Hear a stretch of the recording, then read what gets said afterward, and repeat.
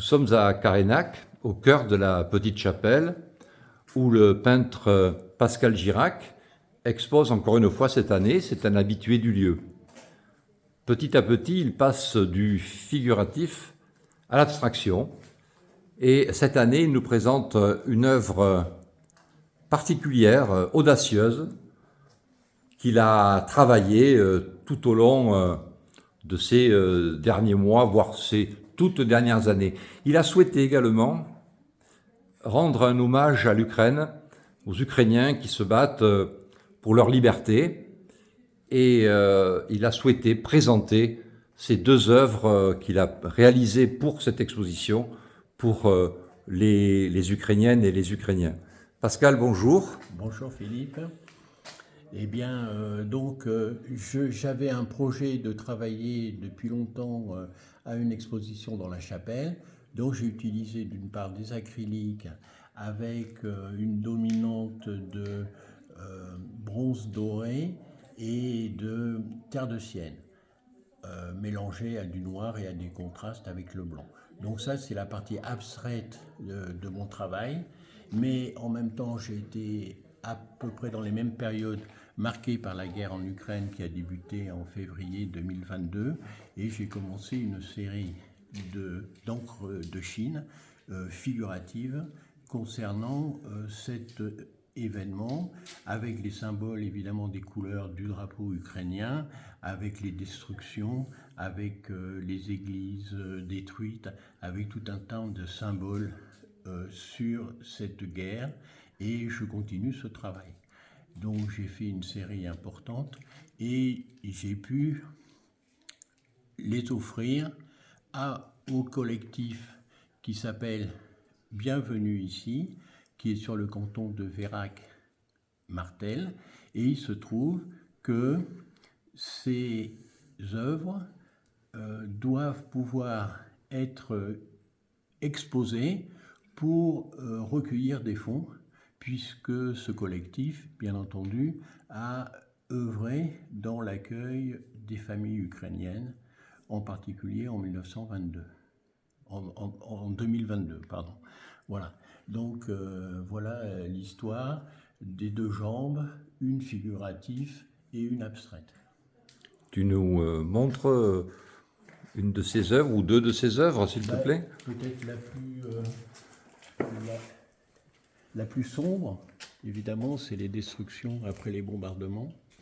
J'ai été marqué par les images, et en particulier du noir sur les façades, et qu'on peut reproduire avec l'encre de Chine sur un papier texturé. Ça donne des effets forts, disons. Voilà. Et puis, j'avais participé à une manifestation en 2022, décidément, et il se trouve que on défilait vers la Bastille. Donc j'ai un peu symbolisé la Bastille, elle est ailée là, et puis le fameux drapeau ukrainien brandi par une représentante forte d'Ukrainiens à Paris. Voilà.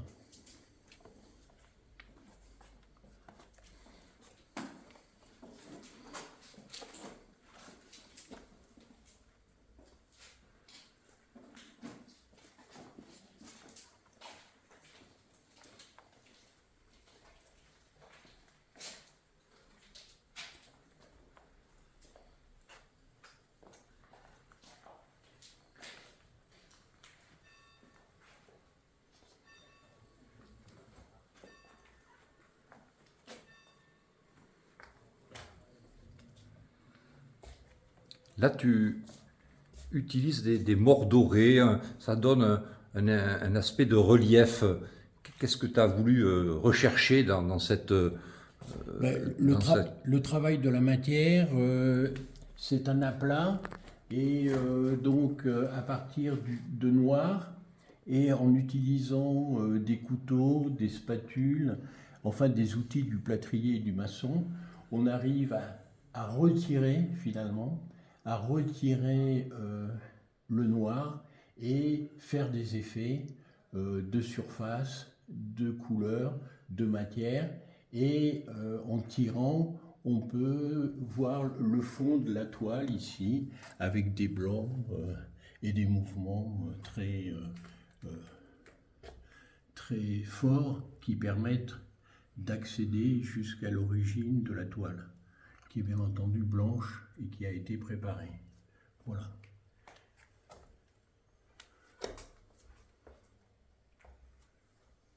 Alors, cette série est particulière dans la mesure où je les ai travaillées par deux.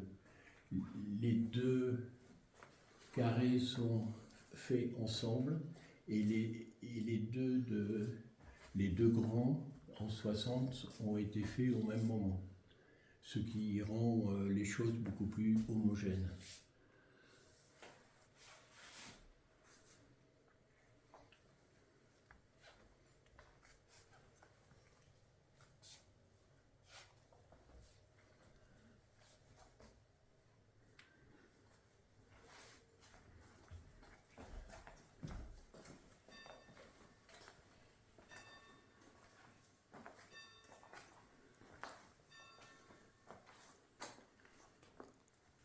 Pascal, demain, c'est le décrochage.